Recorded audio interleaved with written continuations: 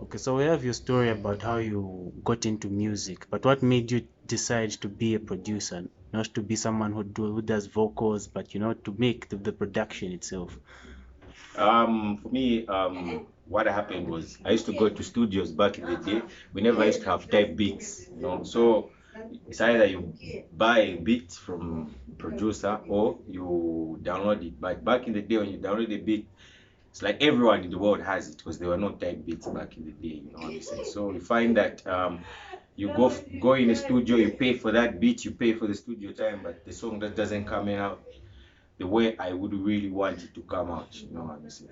So that's why it really made me to take my time and start really getting to see and focus more on what the producers do, so that my sound comes out the way I really want my sound to comes out. Because According. yes, because you find as a producer, even that snare, there's a snare that can there's the way Mm-hmm. we really want it to sound. It just doesn't have to sound like any other, It has to sound like the way I picture it. So there's a skill you need to acquire for you to make a snare sound like a snare and a kick sound like a kick that you prefer yourself. So for me, before or after or any time I'm making a song, I really have a picture of everything that I want to do in that song. So I really have to have like a topic or whatsoever. So going back to how I became a producer, I find that producers never used to come out with what I really wanted. Senza okupanga. No, asipenzi wanipanga bagayo ndabwa nti uwimba mbega monga wenze mukakabati waizi Ungaze kurekodera mukatini kakasha kamairo mai. waije wakagamuma amonga ni advert ya mailo waizi waija style. So you find that um, you take your time, but I took time. Like for me, it took me like something like 5 years.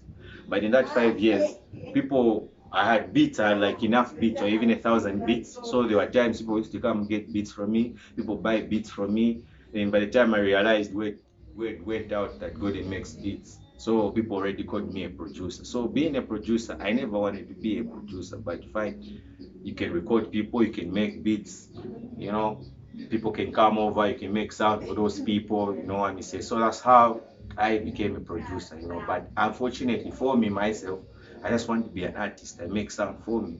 But unfortunately, people want my beats, people would want to work with me, and people would pay me for it. So that's how I became a Kudyamo producer. cheka. Yeah, I'm coming back. Why is it?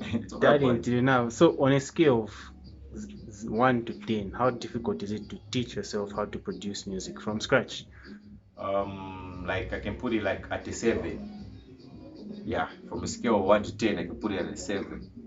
A 7 because you find that first you need to have a specific sound that you're going for.